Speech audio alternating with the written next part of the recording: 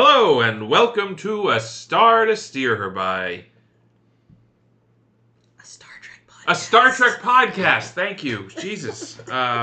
Yes, we are indeed a Star Trek podcast, brought to you by Star Trek. A Star Trek podcast. The Star Trek show. My name is Jake, and I'm joined today by... Weird Tar Zoidberg. Ames. What? The Baul. Yeah. That's Chris. Chair? Sometimes. Caitlin. And Jake. And Chris. No, Ames is not having fun today. No fun. Ames is very anti-fun today. No, I just felt I should properly introduce myself. Oh, cool. I just did. Yeah, our readers would have really been confused otherwise. Who Yeah, the true. fuck is this Who is man that guy? talking? Oh, jeez. Oh, why don't I subscribe to this shitty podcast? Oh, no. If this is somehow your first episode, this is actually pretty par for the course. I'm sorry. Yeah, it's not getting any better, really. Anyway, yeah, so today we're talking about the Star Trek Discovery. Oh, this is episode 390. Woo! Holy shit. 39. Oh my god, do we have an extravaganza for Yes. 400 planets? We do. Yes, I do. We Wait, do you do? We're going to Oh. play that game over there. Which one? The trivia game. Ooh, there's a Oh, trivia. nice. Yeah, do, we- we, do we need a guest to moderate? I don't know if we need to get... We can have a guest play with us. But we definitely need, like, buzzers, And right? Quatloos. Oh, we could bet Quatloos. Mm-hmm. We'll Wait. figure that out. I'm going to look at the rules of the game before we hit... We don't know. We won't play by the rules. We'll do Oh, like good. we'll do like a Jeopardy Yeah. rules. won't. Lowest score wins. There you go.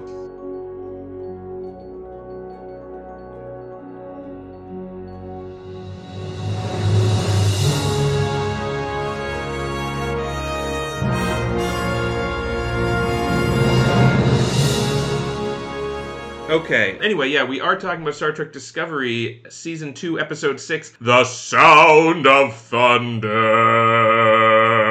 Not a single fucking dinosaur. What a ripoff. Yeah, bullshit. Dinosaurs? Why dinosaurs? It's a Ray Bradbury short story, Sound of Thunder, where people pay money to go back in time and hunt dinosaurs. No. But to preserve the timeline, they basically first figure out a dinosaur that's going to die naturally in that spot anyway. So, like, a few minutes before they die, naturally they kill it. It's a whole thing. So what, they're not even fighting, like, really badass dinosaurs? They're just picking off, like, sickly dying dinosaurs? Pretty much. Pussies? Yeah. I Because mean, they don't want to fuck the That is how timeline. big game hunters work, you know. True. Sounds Anyway. like Terra Nova. So, in this episode, well, you'll recall a couple weeks ago, our good friend Saru went through the pond far and lost his dangly bits. His Danglia. His dangly. Oh, I like that.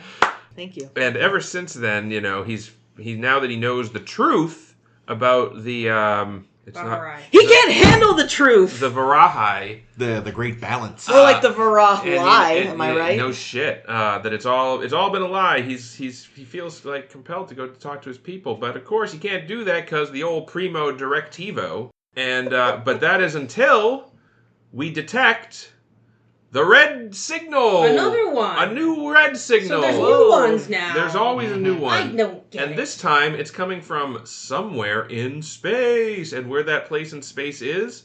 Saru's hometown. No one Good checked. old Kaminar. Kaminar. Kaminar. Yeah, that's right. I wasn't sure if it was an E or an A, but it's an E, an A. Kaminar. Sure.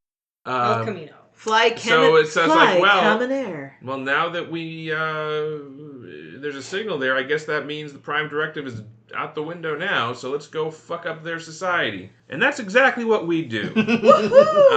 So we go there and we learn a little bit more. We learned some of this stuff in the short trek, but to catch those up who did not watch that, we find out They that have an extended flashback scene. there's an extended flashback. So basically, we were reminded that yes, the Kelpians are a peaceful race of dirt farmers, and Kelp farmers. who are periodically delicious. culled by the evil, or so we were led to believe, Baul via these pylons that they've installed in each village. And the Kelpians have been tricked via their priests into believing that the culling is like a necessary thing, and it's... They've evolved to be genocided. Yeah, exactly. Phlox would love these people. Yep, Phlox is on but board. now we know that this is not true. That the Vaharai is in fact benign and just turns you into a badass. And really, the Baul have just been killing them for what seems like no reason. Well, because they're hungry and because or because they're be a threat. Because they're we don't know We're that getting yet. That Oh, we I'm find sorry. that out. I'm sorry. So we get to Kaminar. We're checking it out, and we're trying to make contact with the Baul, and the Baul aren't picking up the phone. Typical. So we beam down and take a look You gotta go to their around. signal chat. And we talk to we go to Saru's village, and it's pretty much a dead zone. Nobody's around except for They have Saru's curfew. Saru's sister, whose name I can't read. Sarana. Sriracha. Sriracha. And she's like, "Brother, you son of a bitch, you left us." By the way, Your face is beautiful, but I want to hit you in your stupid face. And your beautiful face. Oh my god, isn't that a Louise? I want to slap your beautiful face, or about Boo Boo or whatever. Louise. Show? Bob's Burgers. Burgers. Always Bob's Yogi Burgers. Bear. No, sometimes it's Batman. It's usually Batman. Linda right? also wanted to punch someone's handsome face once. I want to punch. Oh, Jimmy Pesto. Hit punching Yeah, his turn- handsome All right, Anyway, face. sorry. we're punching Saru's face, and she's like, "Yeah, brother. Oh yeah, brother. When you left, our dad got the Vaharai, and he got sucked up by the pylon, and now I'm the priest. Oh, and what? You got an alien with you? Michael Burnham's with you, and she's a fucking alien? That's a guy's name. And Fun. and aliens are You're from a planet called Dirt? and aliens exist? You're from a planet called Dirt. That's good. Haven't we talked about that before? Like, I Yes. don't know. but it's Period time. Please make that a quotey. I know we're not supposed to talk about that, but God, please. But anyway, so we basically tell Sarana what's going on, and she's like, "Yeah, well, shit's what it is." I don't remember a lot of that happened. I'm sorry. No, she's just big mad. She's like, "You fucking left. We've been in danger ever Yeah, since." but Oh, like- and then the pylon turns on. Oh, and then the pylon turns on, Oh yeah. and Baul are pissed. and the Baul are pissed. So then the Baul call up the Discovery, and they're like, "Hey You guys, have something that belongs give to us yes. You got a Kelpian with you. Why don't you give him over, and we won't blow up your ship because we have these funky synchronized swimming ships. And we'll put on a little show for you, but then we're gonna kill you if you don't give us that Kelpian you got." And Pike's like, "We ain't giving you shit." And then Saru's like, "Hey bitches, you fucked with my people for too long." And Pike's like, "Saru, you're not helping. Get off the bridge." So Saru's like, "Fine, I'll get off the bridge and go to the planet."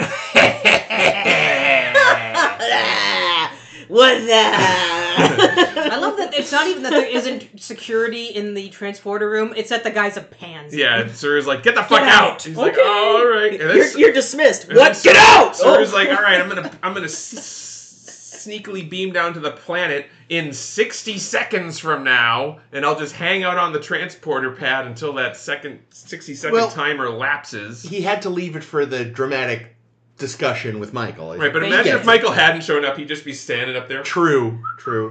I was say whistling, but could he whistle with those lips? Elevator music is playing. It's the girl from Ipanema. But yeah, indeed, he does not have to wait the full 60 seconds because Michael shows up, threatens to shoot him, and then she's like, "Ah, fuck it, let's do this thing." So Michael lets him beam down, and he beams. I can't remember how he got sucked up, but he gets sucked up into the Kelpie. The Baul grab him. Oh, the Baul grab him. That's right, because he's basically not going to the planet. He's actually he's planning to sacrifice himself. Yeah.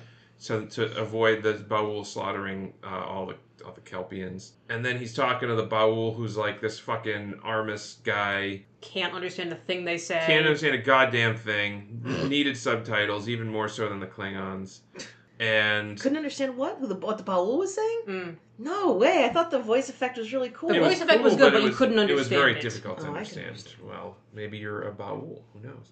Possible. And then we learn the reason for this, and it's like Robot Lady figures it out, but Tilly kind of tries to take some credit for it for no reason. Fucking Tilly. But what we learn is that in the distant past, and we know this because of the sphere data, which has been watching. Oh, that's nice to bring that back. Yeah, so the sphere data has been watching this planet for a long time. We find out that in the distant past, there used to be pre-Varahai Kelpians and post-Varahai Kelpians, and then a little few little Baul here, and it turns out that those post-Rahai Kelpians are fucking assholes. And they just go out and they slaughter the shit out of the Baul. And then somehow the Baul managed to get some super advanced technology. We don't know why. Yeah, they glossed right over that. They're And like, it's wow, like, there yeah. were not a lot of Baul, and they just, like, enslaved the Kelpians. Yeah, so the Baul Don't worry about how. somehow get a shitload of fancy tech.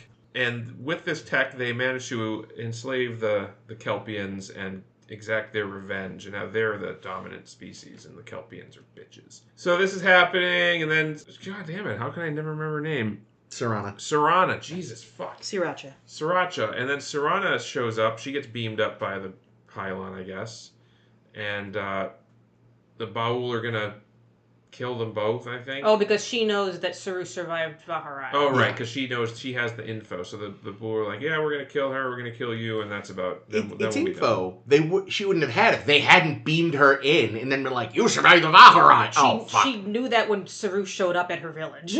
Oh, that's right. Then on Discovery, they're like, you know what we could do, really fuck with these Baul guys, is beam the sphere signal onto the planet, and that will activate everybody's...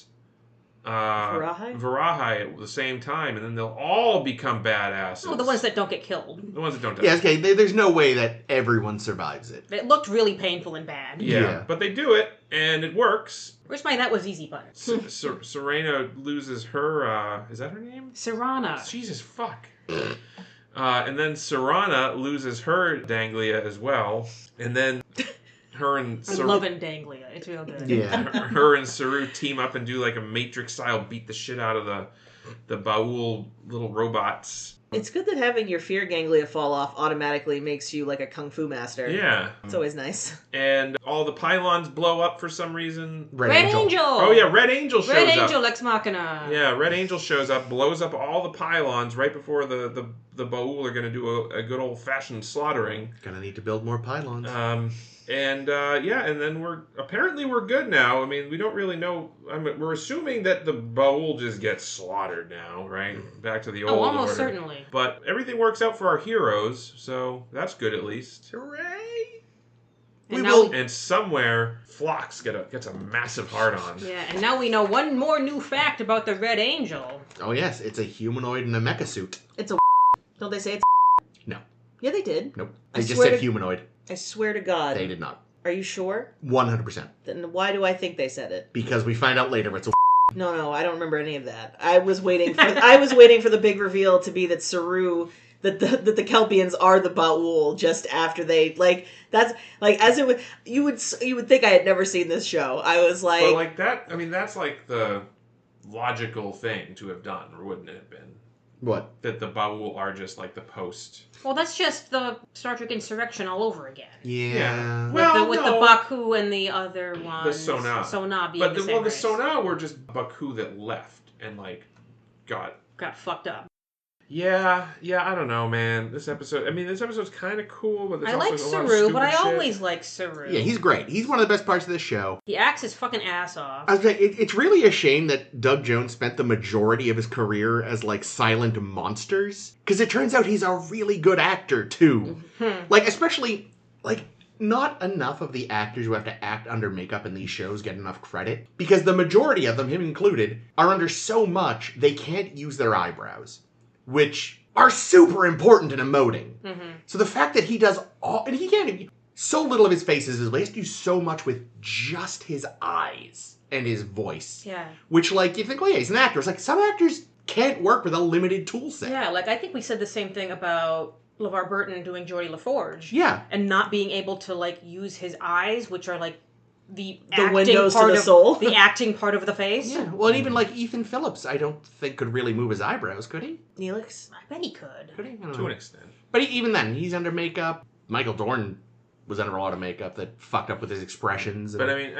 But yeah, Doug Jones severely is underrated. Is under the most makeup of any main character. Yeah. Yeah, and it's just wow, people should have been letting this man actually say things for decades. He had plenty of lines in the Witchy episode, the Witchy movie. Fuck me. Hocus Pocus? Hocus Pocus. Weren't they mostly... but I was going to say, the first half of the movie, his lips were stitched shut. I forgot he talked at all now, I'm not going to lie. He does talk. I believe you. He yells at Winifred because she's a bitch. Fair. She does suck. Okay, so this story, right? Yeah. Yeah. Thunder. What's a little weird about it, to me, is that it's like the whole thing with the Baul is basically every like supremacist's propaganda. Tell me more. Like the idea that the people you have oppressed for however long, They deserve it. No, not that. Damn. That if you don't keep oppressing them, they will rise up, kill you, and oppress you. Okay. Which is like, that's, even if they don't say it outright, that is definitely the like, that is the justification I think a lot of supremacists use for their angle, is like, if we give women and minorities rights, they will just put all the white men into slave labor camps. No, it's true. We will. I would love that. Yeah, same. But it's like, you know, it which feels... Is it something I feel like people might do? Possibly. But it's a weird angle for Star Trek to take. But That's true. So it's like, it's a weird thing for them to kind of reinforce, even if it is an alien culture, so they can kind of be like, oh, you know, it's strange. I mean, I get it, but it's... Yeah, I don't know how much it I sits like... with me weirdly. Yeah, that kind of revelation that, you know, also because the Kelpians used to be the oppressors. Yeah. And then the Ba'ul, who were the oppressed, became the oppressors, and then they're afraid that it's going to flip back. Yeah. And what I think was the other thing that I fully did not understand how they made this leap of logic when they're talking to Ariam and Tilly about what the sphere knows. And Michael comes in already having solved the problem, basically saying, I just need the sphere to confirm what I'm already assuming. When frankly, there are plenty of other ways that the Ba'ul could have gotten this power over the Kelpians. Like, my first thought was, they're going to learn that the Ba'ul were the ones that installed Vaharai in the Kelpians. Like the changelings do to the Jem'Hadar, to make them subservient to them. Yeah. It's... Like, there's other ways, but Michael jumps to the conclusion and has to be right because that's the plot of the show, that we have to learn this thing this week. Well, the other thing that's kind of fucked up is that the design of the Ba'ul being these, like, monstrous things makes you hate them. Like, what? they just seem evil because they're oily. That I appreciate, because that's playing on our prejudices of like, yeah, of course, look at these things. They're like Tar Cthulhu's. It's like how we automatically disliked the insectoids in Enterprise. Right, because except they're weird looking. Because You're Enterprise right, was they give us the ick. Because Enterprise was a bad show.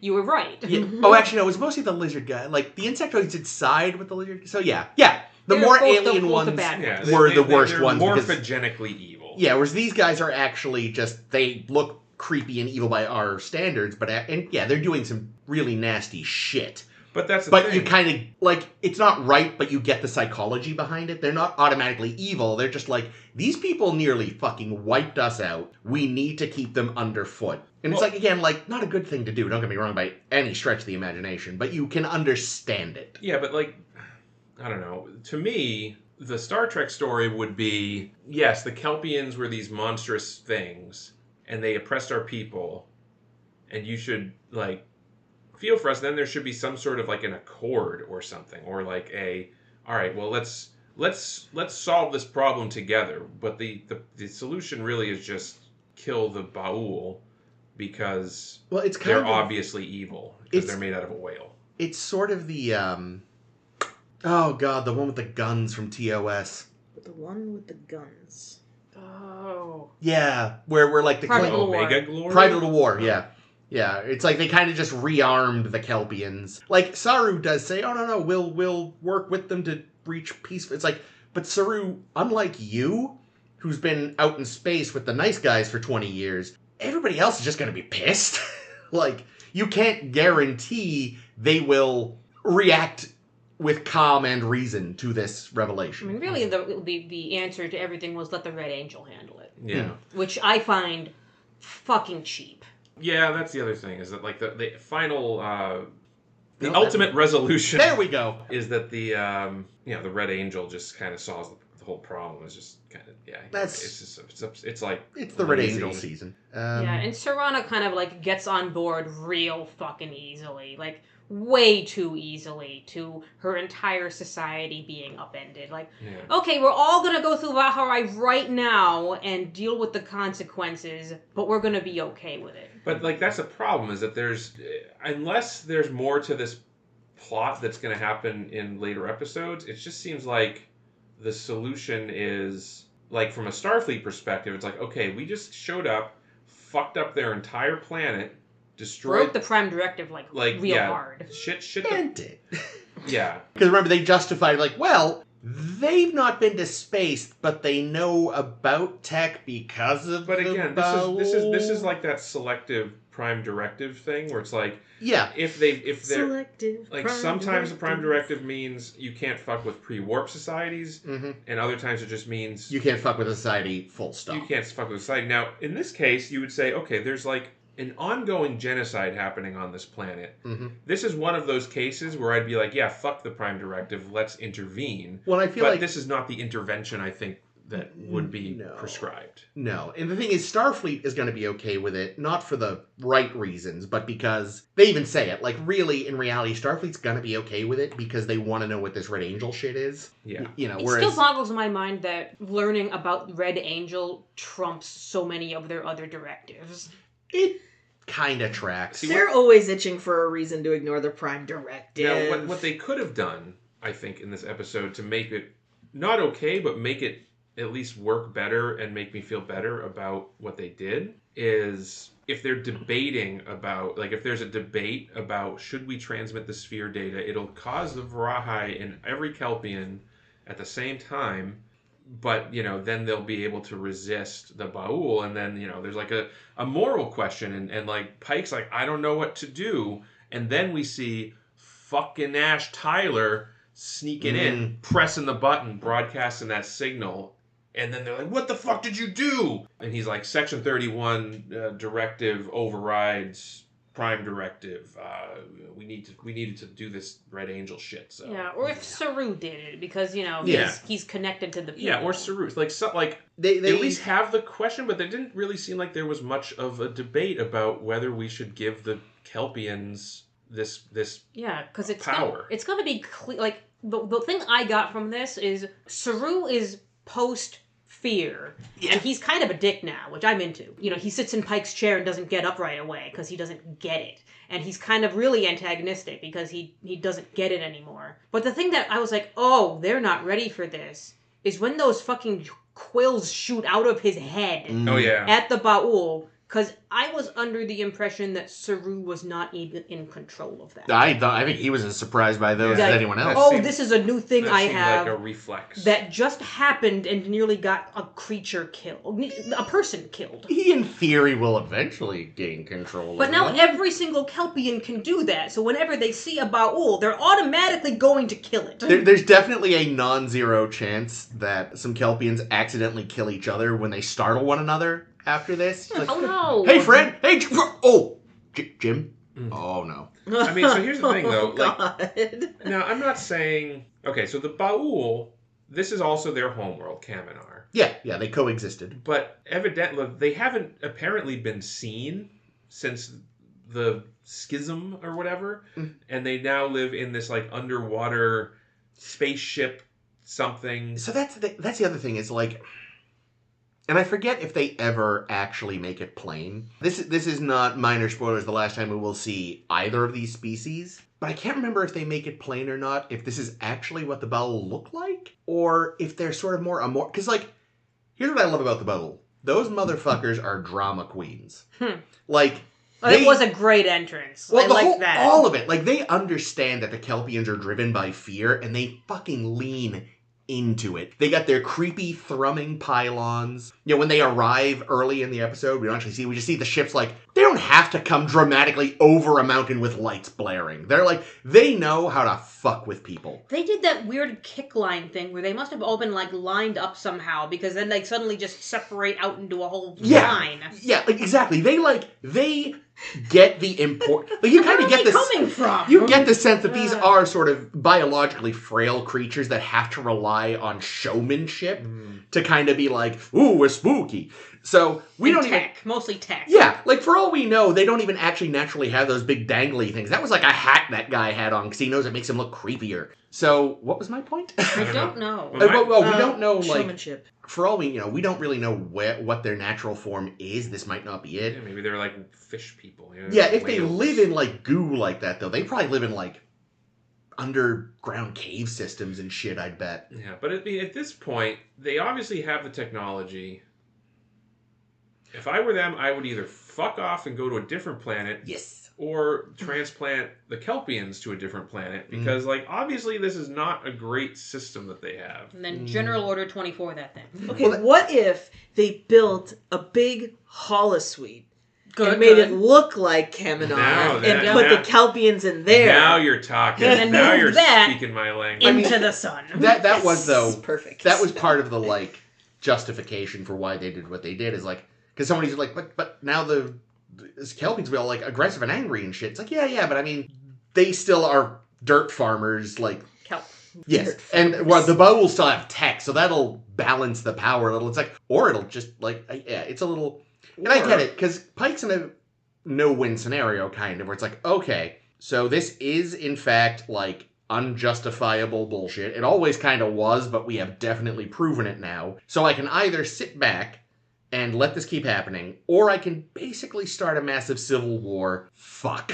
Or let the Admiralty handle it. Even though we let the Admiralty handle it. We know at this table the Admiralty is going to fuck it up. But in their world, the chain of command is you should run this up the flagpole. Yeah, that is true. And let higher ups deal with it. Like, yeah. There's not one person in Starfleet, and it's Pike. Yeah, and I guess, like, the thing is, if everything hadn't spiraled out of control as badly as it did, that's what should have happened. I don't know. I don't think that this is established in any way, but in my headcanon is also that...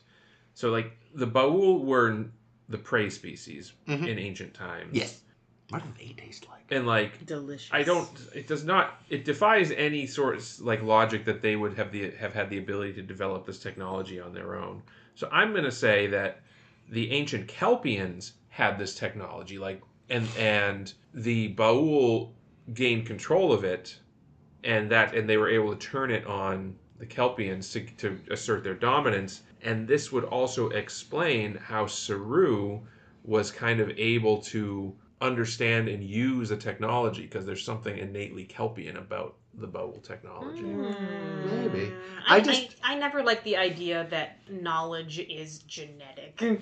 I think, I don't know if I said at the time, but I feel like I just kind of wrote it off as, like, maybe because his father's a priest, he had access to some shit. Because my thing is, it's not that much of a stretch to assume that just for whatever reason, the Ba'ul just were more advanced technically. Because, I mean, look at Earth. We're one species, and until, we all started meeting and trading, some humans developed things others didn't. You had, like, gunpowder in East Asia, whereas, like, glass was more... Glass tech was more advanced in Western Europe for a while, and things like that. So just the idea that one group and another didn't develop tech faster, that didn't seem that weird. No, it seems very weird considering the scope of the tech. This would be like one species having zero tech and the other species having warp drive. And considering, like, the reason why, Asia had gunpowder and Europe had glass, well, because the reason why they didn't both have that was because, as you said, they weren't connected. They were disconnected. Yeah. But obviously, the Ba'ul and the Kaminar, the Kelpians, coexisted in the same space. Well, right, but so the thing, though, is the separation happened 2,000 years ago. And it's not necessarily that the Ba'ul woke up one day and had warp drive. They've only had warp drive for about, they said, like 2 decades. It just means that, the Ba'ul had stirrups first, or whatever. They had more advanced ancient tech, managed to oppress the Kelpians, and because the Kelpians were oppressed, they got to continue, like, the Ba'ul got to continue developing, while they made sure the Kelpians didn't develop beyond kelp farming. So, like, yeah, if they said the Ba'ul woke up when they had phasers and the Kelpians didn't, that would be weird. My assumption is, again, the Ba'ul had, like, they had cannons first or something. Like, they were on sort of an even keel, but the Kelpians had the, like, biological advantage of their strength, their rage, and their little face quills. And then one day, Ba'ul invented a longbow. Ba'ul invented a shield to hold up in front of the quills. Yeah, so that they got to the Bronze Age first or something. And that was the tipping point. That's not that hard to believe. All right. I Yeah, accept well, your given terms. I don't know. I still think given the numbers involved, maybe there was like an illness. Maybe I was about to say that, maybe yeah. like there was like some sort of biological thing that affected the Kelpians. Maybe they realized maybe they developed a biological weapon. Maybe. Yeah. Because even though they wouldn't, even though we don't call it, they wouldn't have called that at the time, there was bio-warfare back in the day. They would chuck diseased corpses into cities. There was like a particularly bad kelp crop one year.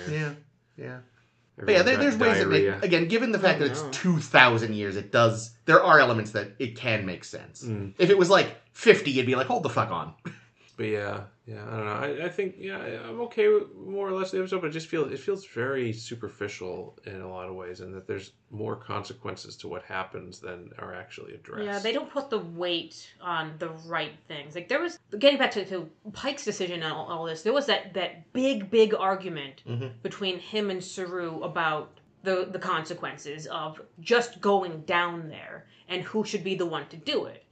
And the audience, because we all like Saru, I think in that argument are supposed to be taking Saru's side, but I'm not sure if that's quite what the writers wanted. And then I realized, because, you don't want to be against Pike, because Pike is your captain, and he's supposed to, you're supposed to be able to side with your captain. And I realized, it's neither. Michael butts in and says, here's what we should do, and Michael's right. Thank God Michael was The here. answer is you should be on Michael's side. Clearly.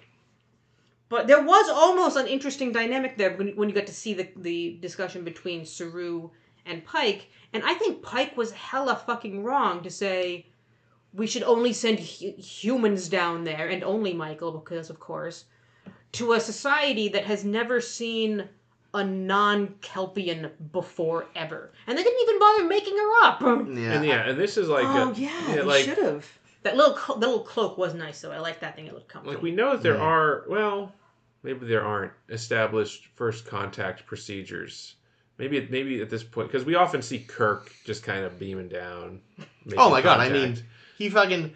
Starfleet straight up has... down, throwing one in somebody down there. Starfleet straight up has a trade agreement with a nomadic culture in Friday's Child. Well, keep in mind also that every other race we see in the original series just look like humans. Well, true. So they don't even need to make themselves up. They could just walk down there, pretend to be those people from a private little war, and there's no questions asked. True. And then they see a Klingon, they're like, oh, now things are getting interesting. That man is slightly darker and has a beard. Oh my. Yeah, I think the thing is, like, I feel like if Saru wasn't clearly going through puberty, even Pike would be like, yeah, no question, just send Saru. But he's like, again, he's in a bad place. It's like, I should just be sending Saru on his own, but he is clearly not in fully his right mind right now. This job sucks. But Saru is the one who knows the context of this planet. Oh, yeah. You can't train someone, even Michael Burnham, even a xenoanthropologist, on how their society is run. Yeah, no, it's like, again, it's at least put a mask on her. Yeah, I mean, it's also safe to say... Put a mask on Linus, because apparently whoever's inside the Linus suit was also one of the, like, random Kelpians at the end. Funny. I felt like everybody on the cast must have been, because they had a lot of Kelpians. But you need those very lanky people, or it doesn't work. Oh, that's you need people that have the right You'd never body buy, structure. like, Anson Mount as a Kelpian. His shoulders are too broad. And the hair. That would fit under the... It would never fit. It's too tall. The other interesting thing about Kaminar and the Kelpian society is that it's like discrete, like villages. There doesn't seem like there's any sort of centralized government. Yeah, they say the priestesses are the ones that know anything because they communicate with the other priests. Right, but that's where they're the communication subservient is. to the Baul. Yeah. So That makes it sense, seems though. that like what you've created now is a massive power vacuum on this planet because like the Baul evidently are no longer going to be running things. And now a billionaire is going to come and buy it all. You're going to have a bunch of priests that are like the ones that everyone trusts, but half the people are probably also going to be like, well, but the priests have been lying to us on behalf of the Baul. Let's kill those guys while we're at it. Power vacuum opens up and Harry Mudd moves in. No. I mean, honestly, like Starfleet best be sending some ships out here with experts. Yeah, where's our second contact? Yeah, team? we need. They gotta be sending I just completely flaked on thinking of any random... Matt Decker. Good recovery. Okay. Good recovery. Oh, yeah, I nailed it. He's a Commodore, though. Maybe not at this point. True. This is 10 years early. He Maybe this is what gets him his Commodore pin. Maybe he goes crazy. Yeah, I don't know. It seems to me that there's now a fuckload of work that Starfleet is kind of responsible to get done on this planet. Yeah, they definitely should be sending people.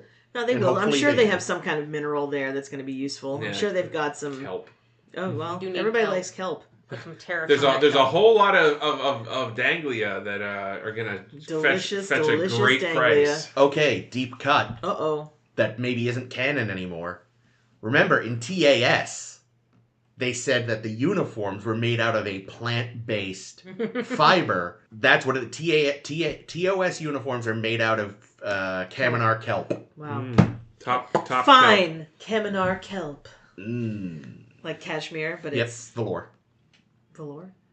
Oh, I assume Futurama.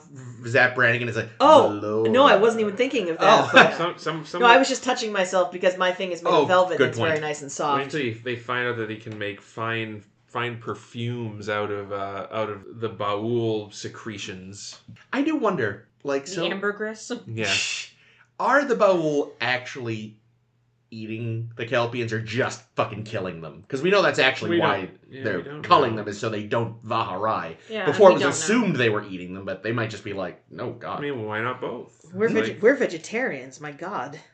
You know, Hitler was a vegetarian, so Mm. it would track to be a weird genocidal maniac and still be like, what? Eat animals? No, I would never. Oh, God, that was the other bit of their, like, drama queenness that I forgot to mention, is their little probes, and it's like, yeah, you've got advanced tech. You could just disintegrate Saru, but no, you have to put a blender on your probe. Like, maybe they don't have energy weapon. Well, no, because they use basically an Yeah. energy weapon to. yeah, no, they are all about dramatics, and I kind of love that about them. Do you think they always dress for the occasion? Oh, God, yes.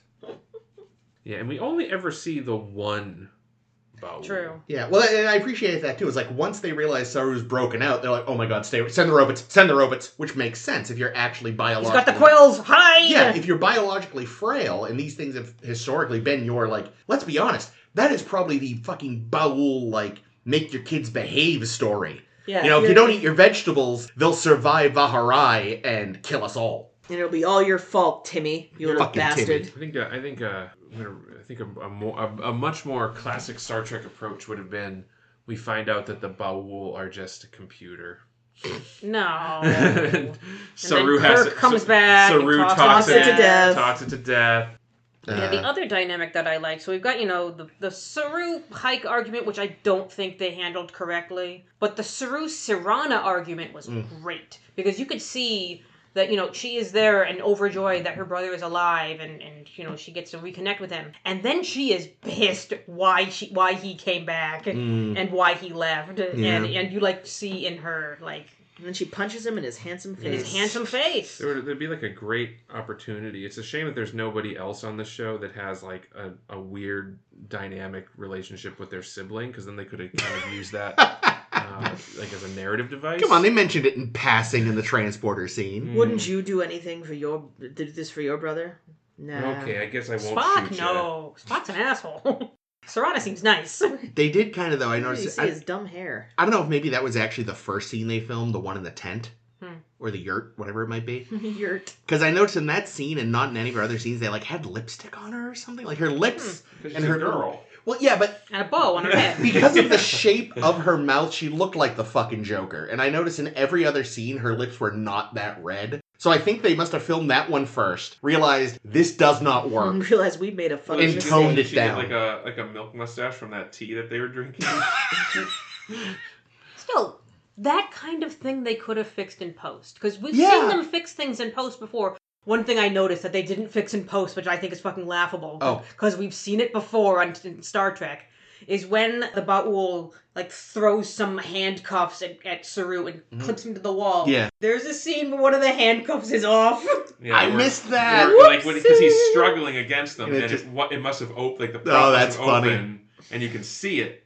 I missed that. That's funny. They might have too in that case. I mean, we're watching episode from the original airing, Right? Like the original streaming, I guess. So it's quite possible they've since gone back because streaming services have been known to do that as well. Like, Fix if stuff. they find something later, they'll go back and fix it. I don't know if I like that. Yeah, it's a little. Because I definitely don't like when George Lucas does it to his movies after the fact. McClunky. Yeah, no, you're right. Because like I said, I mean, there was like I said a few weeks ago, they completely changed subtitles in mine to add extra context, and I'm watching on disc. So yeah, it's possible. Maybe it wasn't there for me at all. Maybe. I don't know.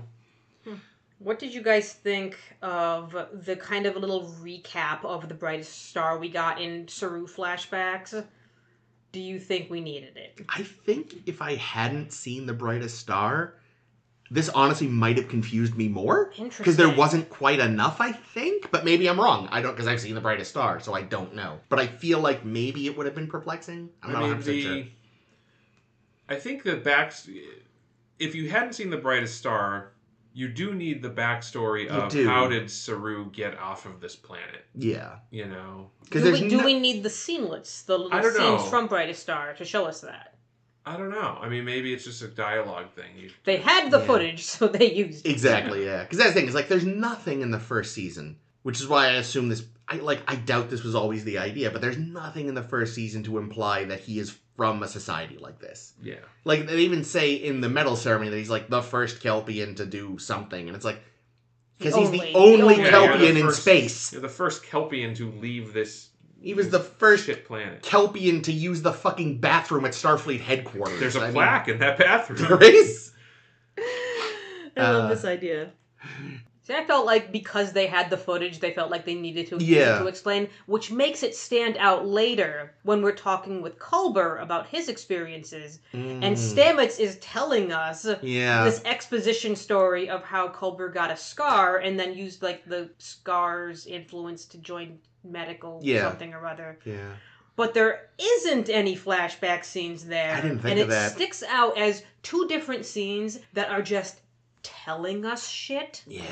Well, especially because, that scar was not established before that moment. Did we never see it before? I don't think we've ever, when I think of all the time, he was either in uniform or in their, long sleeve pajama shirts in season 1. So it felt a little like you wanted to have this really on-the-nose moment, but you had to establish it and get rid of it. You had to tell a story to be able to feed into this moment. Yeah. I was just too busy sitting there going Paul, buddy, I know that 1, you are so happy your husband's back, and that is great for you. And 2, you do not know how to read a room. No, he does not. But you are missing the fact that this being gone is actually bad to him. And you're even spelling out why. That was a part of his life. Yeah, he said he chose to keep the scar. This is the 23rd century. You don't need to keep scars. Can't they put it back? He's gonna go stab himself in the shoulder now. Well, but that's not the point, right? It's not the scar isn't the point. It's the how point he is got that, it and how it was got there. It's his internal reckoning that I'm not actually Hugh Culber. Yeah, that Hugh Culber is dead and I'm something else. I'm a clone, effectively. Yeah. With his memories. But I do appreciate that, again, that is totally exactly how Paul would act in that scene. Because, again, does not read the room ever. No. Yeah, and I appreciate that they're doing this with the Culber character because it's it's an interesting thing, and this whole idea of is he actually the same person? Yeah. Yeah, I think last week, when did he come back? Last week? I think it was last week. You were saying if there isn't some kind of an identity crisis, it's going to seem disingenuous. So I am glad that they're doing the identity crisis, and I just wish that they had done a little more work to earn it by having this scene both introduce this idea with the scar and everything. I don't know. It just seems like they should have used some more established trait, but I guess because they spent fucking zero time really building the character in That's season a good 1. point. Yeah, we don't know anything about him. We don't know that he had this scar. Yeah, we know that he likes opera. That's everything about him is new, especially this new one. Yeah. Yeah. That would be weird, because everything's new. He's just because so much of music is you kind of it's amazing how much repetition will make you like it more than you did to begin with. Mm-hmm. And it would be he's sitting there, he's listening, he's like, what's wrong? It's like, it's just not hitting the same. That's interesting. Yeah, I would love to see that. Yeah, if it wasn't like a physical change, if it was like an emotional change. Yeah. It's like, I fucking love opera, and now Stamets suddenly plays his favorite song for him when he comes back. Yeah, and he's Yeah. just like, oh yeah, this. It's fine. Oh, that note is weird. Play. play Beastie Boys. I was about to be funny. Obvious joke, though. Of course, one of us was going to say it.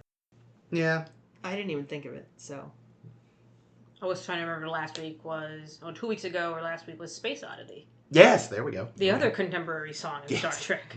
It is a really weird song to be There like, I are- love that song and I'm gonna go to space. Yeah. There are no songs between 1990 something and present day Star Trek. Well, what it was is, I mean, think about it. It's the digital dark ages, and World War III wipes out a lot of physical media. There you go. People create a lot of art after hardship, though. Yes, obviously, it's a very pale excuse. But anything from the early 21st century, when we're not creating physical media anymore, is possibly gone. it's possibly gone. But why Sphere are there would no have it. Sphere Oh. should have it. Sphere would have all of it. Sphere? Oh my God, Sphere is Napster. All hail Sphere. Or Spotify. Yeah, Sphere is Spherify. receiving DMCA takedown notices. Constantly. Oh, funny. Oh God, did you know Napster still exists? What? Yeah, I know they had tried to What do they do now? So at some point they tried to turn into a traditional digital music storefront, but I assume they died after that. But apparently they're still a going concern. I don't know what they are anymore. sure- I think they're trying to pivot again. The term traditional digital store, whatever you just said, is so True. funny because I mean, I It's just surely something that is just like using the Napster name and IP. oh yeah, I'm sure and none of not the original. company. But the fact that it's even still an IP is insane to me because it's like, does it what? Like the youngs don't know what it is, and people our age just remember it as that thing we stole music from in college. Yeah, there wasn't like brand loyalty. No, to, exactly. it's like, ooh, Napster, high quality music Yeah, streaming. no, they were the best though. Everything sucked after that. I feel like LimeWire was alright. LimeWire was okay, but BearShare kind of sucked, Yeah. and Well, but then- Kazaa kind of sucked. Then just non-dedicated torrenting services came along, and that was, you didn't need a suspicious plug-in. I loved Pirate Bay. Not that I ever used it, obviously. All that Sorry. shit still exists, by the way. You can still use it. Oh, yeah. I got off course, sorry. I got us off course, rather. I'm an adult now. I What don't want to go to point- jail. What point were we making? Or do we want to go into other things? Oh, we were kind of talking about the Hue thing, and Oh, the that's Hue led thing, to the yeah. Napster. And, yeah. I do like that, again, because I've bitched so much about how New Trek treats Section 31, but at least Pike hates them. And I appreciate that, even the writers here snuck something in where it's like, to Section 31, the Red Angel is automatically an enemy.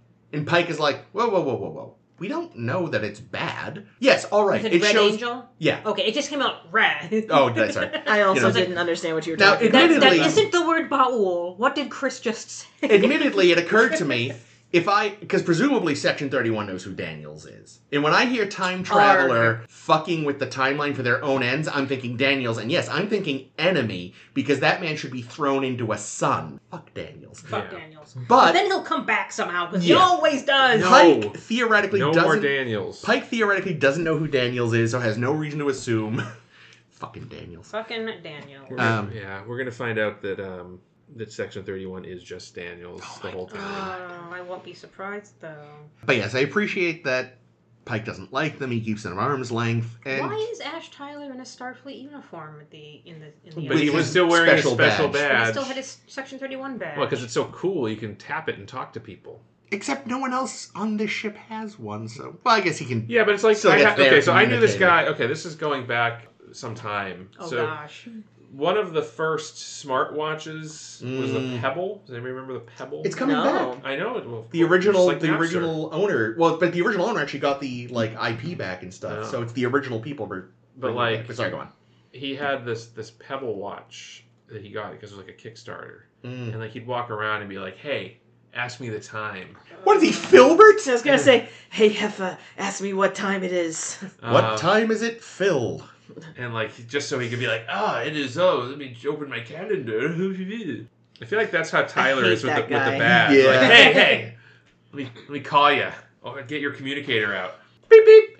Hey, it's me, Ash. He's like the guy. Like I say, he's the guy with the. He's not even the guy with the first Pebble. He's the guy with like He was the first person you knew that had an iPhone back when all of us were still using rocking clamshells. It reminds me of the my friend. I eventually had one as well. But do you guys remember the Cybico that came out in 2000 and? It was like a handheld device. It was like the size of a TI-89 calculator. Oh, this is sounding vaguely familiar. And the advertisements were Cybico, Cybiko, and they had a calendar and a fucking address book and some fucking video game in them. It was kind of like a Tamagotchi, but God, on crack. yes, I remember these. And you could also, if you were within for example, if you were at school, someone in the building, because they had a short range you could chat, you could text people. But the thing is it was just me and my one friend who had them. So it was fucking useless. I remember the ads, but I never saw one in real life. I never knew anyone with one. I think I still have it, man. I will find it and bring it to you so you can see it. It's a modern marvel. It looks like an Enterprise prop because it's from that time. Yeah, and it was the thing is if it had caught on, it would have been sick because we all could have been being nerdy and having chats. And what was it? There was a precursor to smartphones, but not. It was like BlackBerry for kids. It was it had a flip thing. The something Sidekick. And they were actually... Isn't that what Veronica Mars had? Maybe. Didn't she have a sidekick? Maybe. I remember they were actually... what they call adding a shot to your drink at Outback Steakhouse. Also That's true. That might be a sidecar. No, they just call that a kicker. Kicker. I'm combining the two things, I think. Yeah, no, I remember. I never had one. I don't think I knew anyone that had one, but apparently they were getting snatched enough on public transit that there was a whole ad campaign. Hold on to your kick, because people snatch them and run off the trains. Smart. Yeah, speaking of the communicator and stuff, I didn't go back and rewatch, but I think there was an effect that they did that I might be making up. When Michael first meets Sirana, and Saru and Sirana are talking, and they're talking in Kelpian. Mm-hmm. And is it true that when Michael brings out her communicator and flips it open, it starts that it flips to English? Yes. Good effect. That was good. Yeah, and because it was a little confusing because they were speaking Kelpian, and then they had to do the thing where Sirana's like, wait, how am I understanding you? And then Michael's like, I have you versus translator. Ask me the time. Yeah,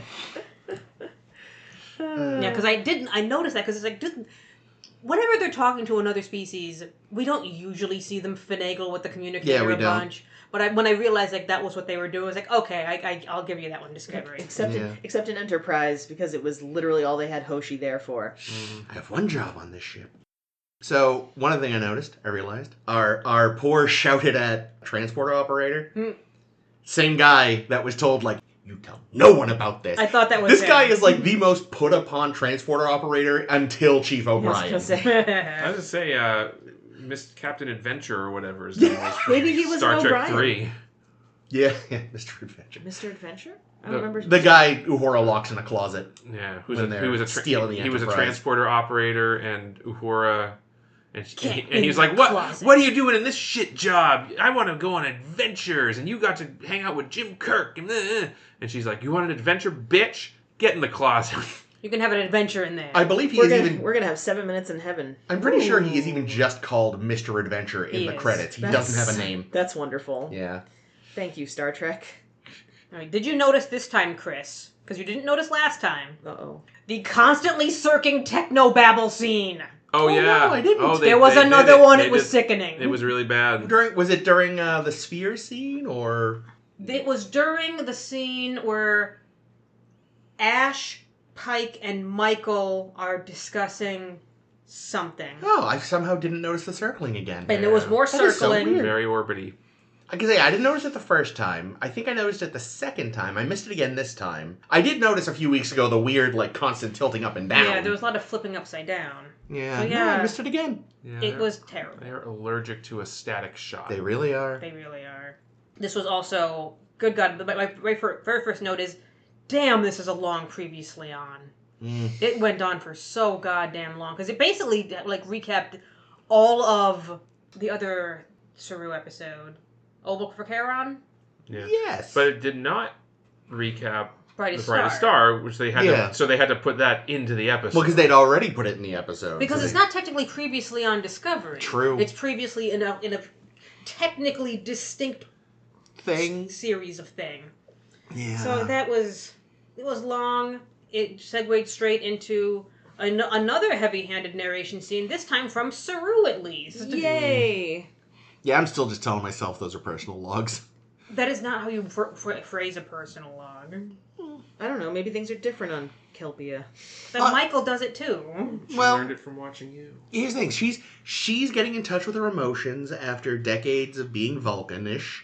He's getting in touch with his emotions after puberty. It makes Yeah. perfect sense. They're not personal logs. They're not framed as personal logs. I know. The writers of this are doing it to be this week's theme is going to be, developing.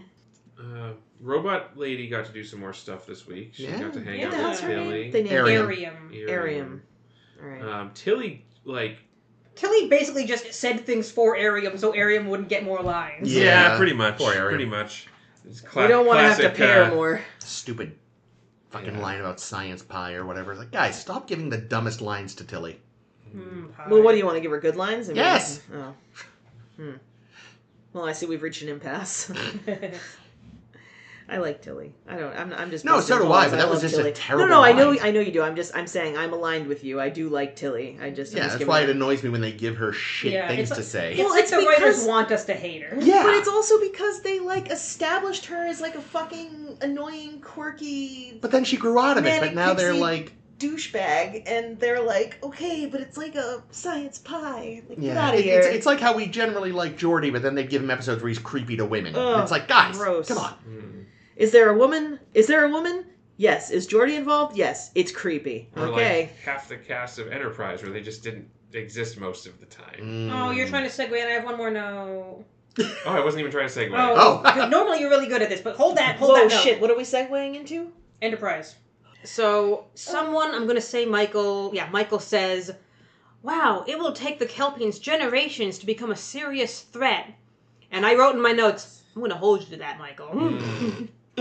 I mean, presumably they now also have access to the Chris Ba'ul- knows why! the Ba'ul technology. Just realized Chris knows why. that, well, they gotta get to it first, but yes. I mean, it's all right there. True, it is crashed in the ocean like the big UFO was crashed into the desert at the end of That's ID4. right. Yeah.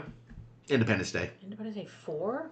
No, it was The abbreviated. name of- They abbreviated the was movie as stylized ID4 for some reason. And I could not remember its actual title for a second. Independence Day. So I used its stupid But no, marketing it name. was marketed as ID4. That's strange. Should we talk about that? I think Probably we did. No, I don't remember. Yeah, it was Was really it just silly. because it's the 4th of July? Yes. Yeah. That's silly. Oh, it did it deeply.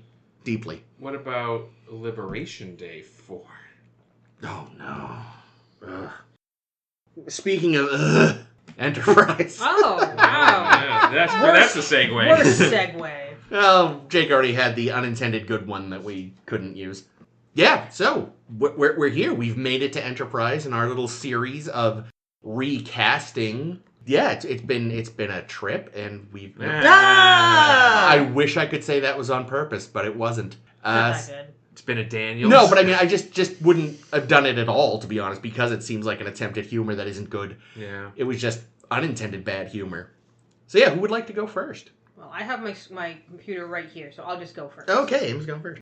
All right, we're gonna go through my fantasy cast for Enterprise. Woo! Would any of these have made the show better? Let's find out. No. I mean, no offense, but no. Scott Bakula. Okay. Nah. No, Pass. passing Hard on pass. Scott Bakula. Who's gonna be better at this role than Scott Bakula? Because Scott Bakula Scott can do Dracula. bland and angry. Mhm. But you know who can do bland but angry, but with different levels of bland and angry? Ooh. Harry Kim. Bill Hader. Oh. Oh, yeah. Barry himself. Yeah, from I still need to Barry- see that. That's supposed Barry to be is really good. Fucking very excellent. Bill Hader, is one of those actors that just comes out of fucking nowhere and rocks your socks. Yeah. He's another one of those, comedians who it turns out is also really good at drama. He's exceptionally good at drama. Like, you can see in his face whenever he is, battling something insane. Yeah. And he has so many different, angry responses throughout Barry. Mm-hmm. And just restrained responses that Scott Bakula does not have. Yeah, which, again, it's just they just wrote a character that isn't suited to his style. I think, again, you write a nice guy for him, he'll play him great. Who would play his first officer, though? Who would play T'Pol in my universe? And I was thinking, who could probably do a Vulcan that has the Vulcan sass and the Vulcan nuance that we talk about a lot? And I picked Aubrey Plaza. That's so fun. Oh, she would make a good Vulcan. She would be the sassiest Vulcan, but I think she could keep it tempered enough. You'll see mine, but Aubrey Plaza was my T'Pol for the longest time. Really? Wow. And I switched it literally last night when I was making the slideshow. I had it with Aubrey Plaza, and then a screenshot. No, I had a different one. That's funny. But if you don't believe me, you can even look at the chainsaw Look at the version and see history. that I had Aubrey Plaza, and then I changed it the last minute. Wow. Yeah. I think she could nail a Vulcan character. I agree with this. And she could do the full eyebrow shit. She could do it. So that's my T'Pol. My trip, I've had this trip in mind forever and ever. It's not going to be surprising at all because it's basically it's almost the same character. Because who is your dreamboat engineer character that all the ladies love, especially me, and that's Wes Chatham. Expanse. Yeah, Okay. very good. And he is phenomenal in The Expanse because he brings so many layers to a character that in the books is just kind of weird. He's just kind of an odd, kind of coded in various spectrums kind of character, but just very interesting. Also someone who was the character is suffered a lot of PTSD. But Wes Chatham is phenomenal. I picked him with beard in photo because I love him with beard. And also he is just the hunkiest of hunks. Fair. My favorite internet moment that I ever did, because I don't really meme a lot, and someone in the Expanse post that I follow did one of those Vince McMahon progressing levels of shock, I love that. Shock and awe with different levels of Wes Chatham in undress. Oh, no. And I said, okay, but it's missing what needs to be the last frame, which is skeleton getting blown up from Terminator 2, combined with Wes Chatham looking so cute in a Christmas sweater, because that is just the hottest thing. Now, was that on the show or just an interview or something? It's just from some random photo shoot he did, where he's just looking fly as fuck in a bright blue Christmas sweater. I don't know a lot about The Expanse, but it didn't feel like a show that would have a Christmas sweater scene. That feels a little more Joss Whedon. Yeah, but it's okay, that is the purest man, and I love him so much. And he's also co-writing the next Expanse graphic novel, which I just pre-ordered. My Malcolm Reed, moving on to Malcolm Reed, this one was the hardest for me. I dithered forever and ever, and I just picked someone just to finally pick someone. Just because it's someone who I think is just so underappreciated, but when you give him the time and the light, he's very interesting. He's got that kind of quietness, but also he would be a good friend, especially to my trip. Well, who would that be? Kieran Culkin. Oscar winner Kieran Culkin. I know, we can now say. and that I think was my tipping point, because then I had a million reads that I just kind of swam. The only thing I know him from is Scott Fargo. Pilgrim. Oh, that's right. He wasn't at Fargo. He's also Kevin's cousin with the Pepsi in Home Alone. Who gives a shit? Because that is literally the only thing I've seen him in. Yeah, I think it was because I've seen him in. I think it's the first season of the TV series Fargo. I still need to see that. People love it. In which he just comes out as kind of this underappreciated, I want my daddy to notice me type. I'm like, yes, that's my Reed. There he is. Yeah, that definitely is that is Reed. And I'm glad he's getting his time in the shots. Yeah, good for him. Who's next? Oh, my flocks. You know who's fucking annoying all the time, but could actually sell it? Don Knotts. Amy Schumer. There we go. Oh, my. That works. I don't know why it just worked in my brain, because I don't even think I've seen her in anything. And you found her smirking in an obnoxious She's way, making too. the exact Yeah, Flox she's making a face. Flox face, for Yeah, sure. I could see that, yeah. Yeah, but I could just see her being just kind of crass and off-putting, but in a way that you're like, oh, that's just your character, isn't it? All right, you do you. So she could be a Phlox, I think, pretty easily. Yeah. My Hoshi. Who had for my Hoshi? Oh, I know who had for my Hoshi. Just another, like badass bitch who can do a whole lot of stuff. And if they didn't give Hoshi a lot to do, they think they would give Jenna Ortega a ton to do. Oh, yeah, there we go. Because I like her a ton. She's getting really big right now. I know she was big in, Wednesday. We saw her in Beetlejuice. She's solid, and I want to see her do more stuff. No, that's fair. Nice. So she's cool. And finally, my final... very easy answer somehow to Mayweather, someone who never gets anything to do. But when you see secret guns, and you're like, oh my, why don't you get more to do? Because you're a hottie. Is Manny Jacinto. Is that the guy from Good Place? Yes, Jet's Jason, right? Jason from Good Oh, Place. fuck, and this is a newer picture. He looks plays hot. a pretty badass guy. Yeah, so okay. I was like, is that Acolyte? Acolyte. Yeah, I was so gonna in say, Acolyte, spoilers. he's excellent in Acolyte. I have not seen Good Place yet, nor have I seen Acolyte, but I was like, I know my his God, face, Good and that's Place because is so good. when Acolyte came out, his face was fucking everywhere. Yeah, but I think when in Acolyte and he's first like running around shirtless, you're like, oh yeah, damn, Manny Jacinto. Why don't you do more? So good on him, time. and I like him. Cool. There. All right. You want to go next or should I? I can go next. Okie dokie. Give me the thing. All right. This is my Fantasy Enterprise cast. Danny DeVito. So and this will make some sense of why I had my T'Pol that I had and why I eventually changed it, because my Captain Archer is Nick Offerman. Okay. Oh. I'm not going to lie. I was definitely expecting you to go with Chris Carradine. Carradine. Oh, that'd be that smart. would have been a good one, but no. I But was no, like, Offerman. I Yeah, like he's that. so Offerman. crotchety. Yeah, I think he would be. I don't know. I think he could pull off a tougher. Yeah. Yeah, and Offerman also just as a person is just so fucking wholesome that it's like I think he could bring Archer around. Fuck, get him on Star Trek. So Shit. who did I eventually settle Apparently on? it wasn't my T'Pol? Aubrey Plaza. It was not Aubrey Plaza. It was Mackenzie Davis. Yes. Who? Jake's new fave. I mean, I've liked Mackenzie Davis for a long time. She's in Station 11. She's in Station 11. She's in *Halt and Catch Fire*. She was in Black Mirror. Yeah, she's in that one episode everyone loves from Black Mirror. Oh, No, not Sub Rosa. Fuck my face. No, sounds like a... San Junipero. Yeah, I was saying, it sounds like a Californian city. She was in *Blade Runner 2049*. Is Mariette, is that the one that Joy brings over to... Yeah. Okay. They fuck Ryan Gosling yeah. together, and Yeah, it's yeah. super hot. Yeah, but I think fuck she's great. Ryan Gosling together? Is that what you just said? Yes. Oh, like you skipped our Blade Runner week. Yeah. My God. You missed something. You missed some good shit. You don't see anything. You can imagine Typical. But yeah, anyway, I really like her. She's great in a lot of things, and I think she'd do a good T'Pol. Good choice. So my trip, I went with a slightly different direction with my trip because I was like, who's like a good working stiff everyman, and I chose Ernie Hudson, Aww. Winston Oh, from wow. Ghostbusters. That weirdly works. works. I was like, Yeah. it just. I was If like, there's a paycheck, steady paycheck, I'll believe whatever you want. yeah, I Yeah. could definitely see him Yep. fucking an alien, like getting knocked up by an alien, absolutely, and being like, "This is a thing that happened today." And look at the Weird. gun show. This is a recent photo. Yeah, no, because he looks He's amazing. advertising the Wow. new Ghostbusters film, and He's like in his late 70s, and he could kick my ass. fucking ripped. So good on you, Ernie. Ernie Hud's gonna fucking outlive all of us. I think Aubrey Plaza could kick your ass, Chris. Well, that's true, but Wow. All right, she's at least my age. Malcolm Reed. I was like, I kind of wanted to keep because there is something to me anyway that's innately British about Malcolm Reed. But he's kind of a pissant.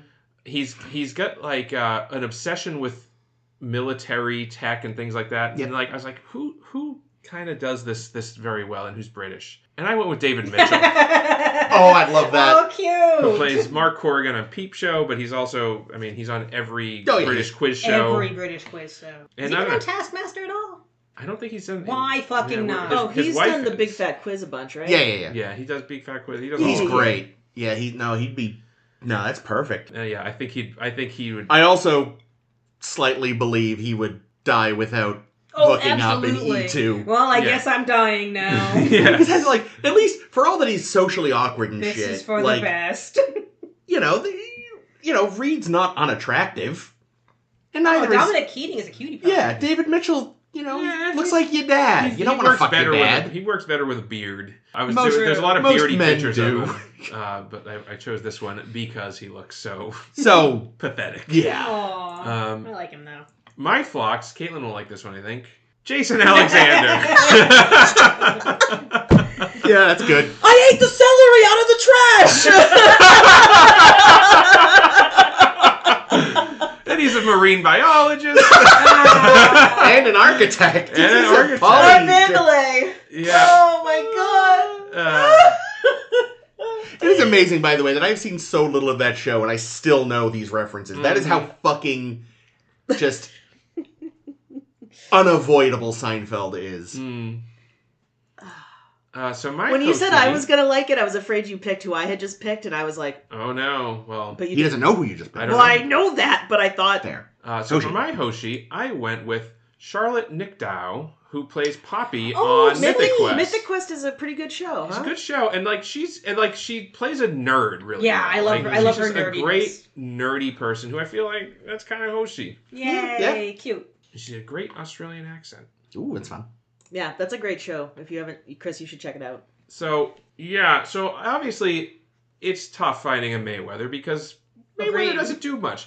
Then I was thinking, okay, person of color, Starship Navigator. Oh. I went with Daryl Mitchell, who plays Tommy Laredo Weber on Galaxy. Oh, that's a beautiful. good choice. Now, when I was looking him up to get a photo, because he hasn't done a lot, but you'll notice if you look closely, he's actually in a wheelchair because he had a motorcycle accident. Yep. And is paralyzed from the waist down, which I did poor not guy. know until looking this up. And then I thought, oh, that would work so interestingly on Star Trek because, especially make it wheelchair accessible. and like 0G is a big That'd be thing. good. He would love that zero G. Oh my God, Yeah. right. Holy shit! Nice. Like, what's her name? Melora. Melora. Yeah. Yeah, the secrets, the special spot. I don't know in if they that could actually corridor. do it if the actor was actually paralyzed, but it would. Yeah, I don't know. Yeah. But anyway, I think his character on Galaxy Quest is basically a better version of Mayweather. Yeah. In a lot of ways. Yeah. That's a good punt. So I yeah, like it. those are my picks. Mayweather, Wow. you're so fucking yeah, handsome. yeah. They wasted him. They I really swear to did. God. And he still, he showed up for the 50th anniversary thing and everything. Yeah. Even though they, didn't even give him a ham sandwich. He's the only one that didn't have anything to do, probably, because they fucked him so Make it much. even play. Yay! All right, so I took a very different approach with this one than I have every other week. All Muppets, No. bitches. Extensive rewriting. Oh boy. So, Okay. my thought was, let's actually really lean into the fact that Jonathan Archer is a mood swingy bitch Mm-hmm.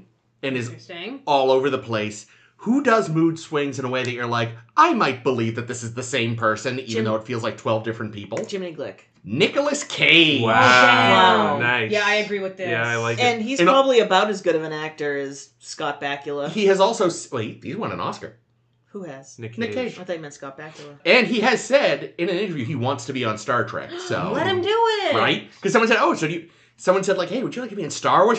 No, I want to be on Star Trek. And it's like, holy shit, yes. Yay, Nick Cage. Nice, good choice. So Paul, this one I thought I was terribly clever, but I realized Jake actually used this person a few weeks ago, Janelle Monáe. Oh, nice.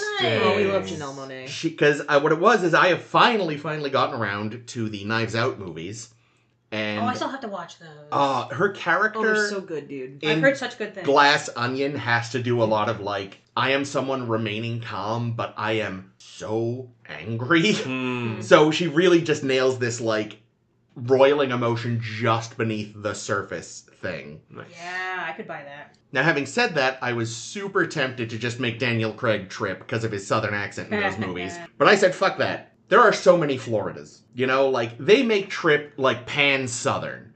But none of the Floridians I personally known were southerners. So Oh, I I went with a different side of Florida with Cuban actress Ana de Armas, who was, we would know her Joy in Blade Runner 2049. Oh, okay. But what really made me choose her was she has a brief but super fun and memorable appearance in No Time to Die, the last Daniel Craig Bond film, where she is heavy drinking and hard fighting.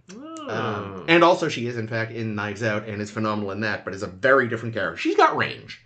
Sweet. Reed, I was very tempted to just stunt cast because I already had Nick Cage to go with Nicholas Hoult from Renfield. But I decided to go with someone a little different. Ben Whishaw. Oh, from, he's Q. Q in the Daniel Craig Bond films. A lot of the Daniel Craig shit coming up this week. Gets you a quiet, sort of nerdy little Englishman. And again, he's the guy that makes all of Bond's weird gadgets he does and tech. shit. Yeah. Q stands for Quartermaster, which technically Reed is as well, the Quartermaster of the ship. Well. The biggest rewrite comes in the form of Phlox. Oh. In my You version, make him better or worse? actually just evil. Oh. Oh, boy. They lean into the evil in my version, and he's secretly doing fucked up shit, and eventually dies eaten by his own menagerie. Oh, we love that. But I was like, who could be like an evil mad scientist who's able to put on a smiley face when you're looking at him, but when you look away, he's like, I'm going to kill you. Willem Dafoe. Wow. Green Goblin Willem Dafoe, no less. Willem Dafoe or That's Willem doctored, Defriend? right? Hey. I think he just makes that Willem face in the Defriend movie. or Willem Dafoe. I love Yeah. that. That's good. Oh, you said it the other way, but I love it either way. No, but there's no way that's actually just his face. No, his that's face. basically what he looks like. That's No, what he does. but I'm saying, come on. I mean, You're he's telling me making there's kind no of a- he's alteration on making- this whatsoever. No, he's making a deranged smile, but he's doing it with But his face. eyes and his Yeah. I have always thought that this picture was doctored. It's fucking horrifying. Yeah. Willem Dafoe is a terror. I love him though. So I Have you ever broke seen his hog? Yeah. a personal rule for this one. Because normally I will not pick someone whose work I am not familiar with. But this person has no acting credits that I am aware of, but they are a performer. And I decided that, you know, like you said, Hoshi's kind of nerdy. But then in season 4, we find out at some point she flipped out and, like, broke a guy's arm. So I'm like, what if they kind of run with that more frequently? Like, she's still mostly just Hoshi, but more often comes out of her shell when the time calls for it, and will, like, suddenly go action-y for, like, 2 minutes and then revert. So I went with Kanako Yurai, otherwise known as Asuka in the WWE. Yeah, she looks like she'd fuck you yeah, up. she looks real. Like Yeah, she'll really fuck you she's up. a You're wrestler. a WWE fan? No, It blows my mind about you, Chris. I am not, but a few years ago, I don't know how I became aware of this, but through osmosis and knowing people who kind of know wrestling, it came to my attention that, like, the WWE women's card, you know, for years in wrestling, a woman in wrestling was just there to stand next to the guy and smile and nod and have tits. And sometimes, like, hit the opponent with a chair or a Yeah. guitar as when But the ref is not this looking, is kind like- of thing. China eraser.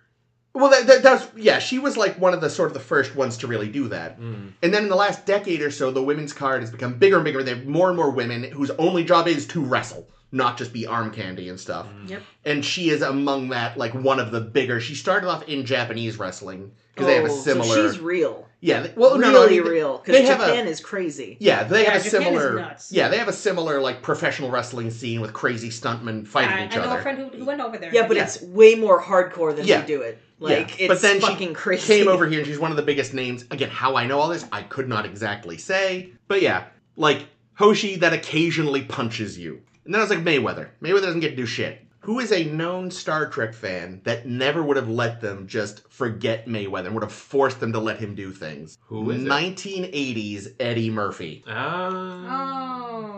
I didn't Like- know Eddie Murphy was into Star Trek. Yeah, remember they tried to Oh, write yeah, a Star no, he Part totally 4 is. for him. Oh, that's right. I do remember Yeah, us talking and then, about and then this. they He used the Gillian Taylor character instead. Yeah. He talks about Star Trek in this very special, where this shirt is from. You know, he's like, "Well, Captain, Mr. Spock, it just might work, sir. It worked last week, motherfucker."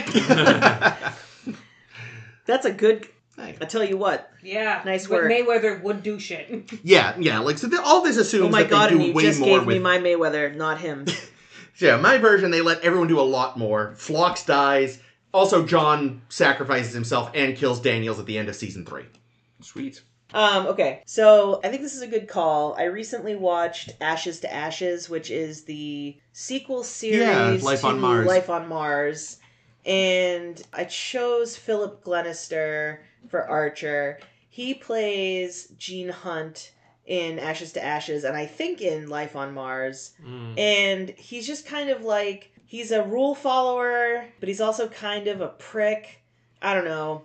I did know this in there the last was- 10 minutes. I didn't know feel there was a Life on Mars sequel. Yeah, it's quite good, Yeah. and he's amazing in it, and I love him. So he's been on my mind because I just watched this, and Yeah. I don't know. I don't actually even know if he'd be a really good Archer, but I wanted him in here. That's fair. And I feel like he would, because like he ostensibly plays a good guy, but he's got this like dark streak, so it kind of feels like when he turns out to be like actually a genocidal, horrifying war torture person, maybe it's fine. I don't know. It'll make sense, yeah. To Paul, Selena Gomez. Yay! Nice bum. Great actor. I'm just kidding. I don't know about her bum. I've never really looked at it. I'm sure it's lovely. I love Selena Gomez. She's like one of my 3 favorite parts of Only Murders in the Building. Aw, obviously. They're They're it's, beautiful. It's the triumvirate. They really they're make each so other great better. together.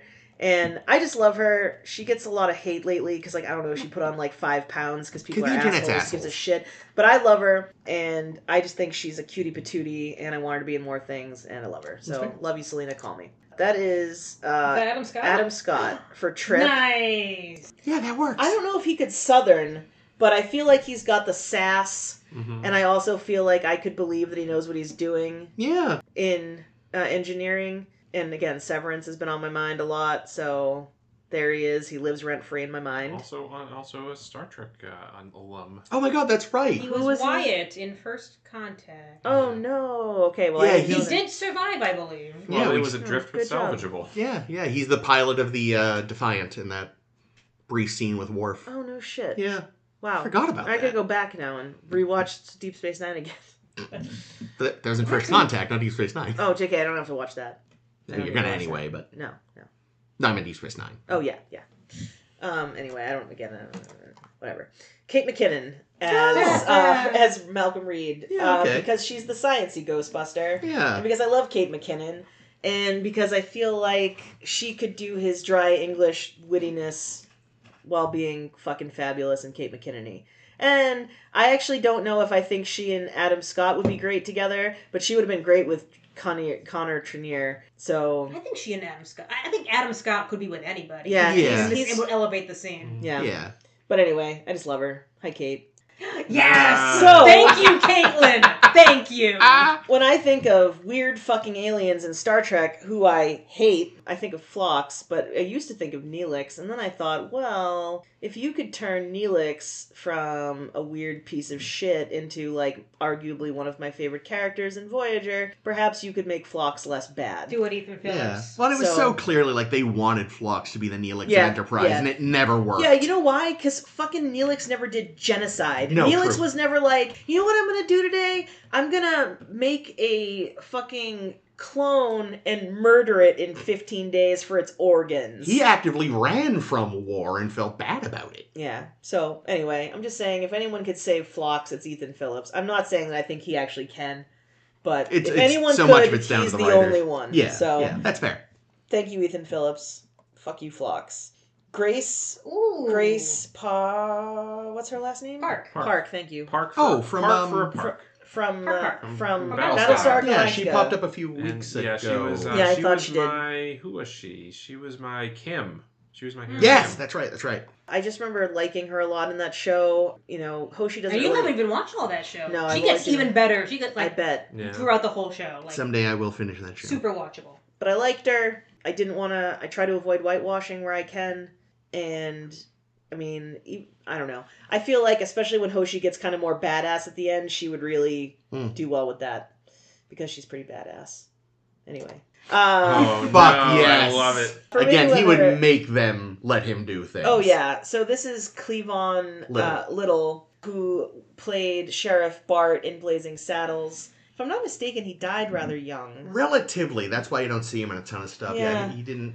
I think it was cancer or something. Oh, Yeah. sucks. But he's hot. He's a badass. I don't know if he's got guns. He's got guns right there. Yeah. Blazing Saddles, where he goes. Very good. Very good. I don't know. I just feel like he could make it, and you're right. Like, I feel like he would be like, I am sitting in the captain's chair. What about it? Yeah. So that's a it. good choice. This is what you get when I have 10 minutes to make some big decisions. I mean, there were some damn good choices in there, so Yeah. you didn't overthink anything, which is nice. Because I couldn't. I didn't have time. I definitely overthought some stuff, I think, in the past. So yeah. Well, the thing is that my problem is it comes down to, in my desire not to whitewash the cast, I had to especially with no time, because I just don't know a ton of Yeah. I don't necessarily know a lot of Japanese American actresses, and I think there are, and that's a failing. I know, but I feel like it's a failing on me to not. I should know, even if there's only fucking 10 of them, I should know who they are. But a thing that I've noticed about myself, not to make it all about me, but in general, I feel like, and actually not just me, other people, I feel like people are more likely to remember a male actor's name than a female actor's name. Yeah. And that's just a problem. Yeah, and, there's a lot of cultural problems with Hollywood and our reception to it that fed into this. So it bothers me that that's the case. And so anyway, I don't know. But Although you pulled the me this week by pulling out an obscure British actor that none of us knew. you don't know Philip Glass? You don't know Philip Glass? I've never seen Life on Mars or... Well, I haven't seen Life on Mars either. I only Life seen on Ashes Mars and is Ashes. fun. I used to watch No, I know. I want to. I just haven't yet. So, yeah, no, even I was just like, I do not know who this man is. I really like him. He's just a really, I don't know. Plus, I don't know. Plus, I kind of think he's dishy. Fair. Because he's an old English man. Well, That's what I like. we'll dish some more next time, I think. Yeah. When we talk about another Star Trek Discovery episode, Lisa and Shadows. Nope. Light and Shadows. Lisa Simpson. Lisa in the sky with shadows. Lisa Frank. Well, there's actually his episode title. Yeah. So we'll be here again next time. Until then, you can find us on the internet. Figure it out. You figured it out this time. Just do what you did. Do the same thing. Go to our Tumblr and our Blue Sky and SSHB Podcast. SSHB Podcast. What can we see if we go to SHHB Podcast? You can see all kinds of shit.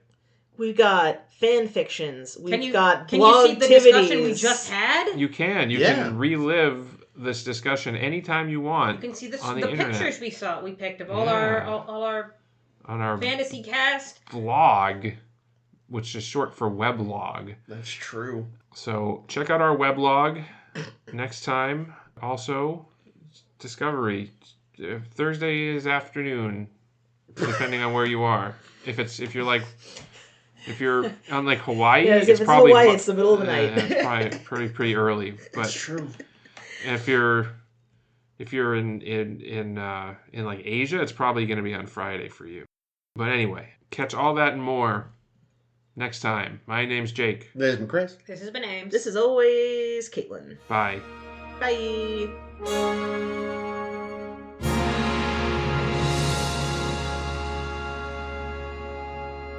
Anywho, Episode 390. 390. Sound of Thunder. Sound of Thunder. That's what I Tell call us my about farts. Sound of Thunder. Let me tell you a little bit about the sound of the. Good start.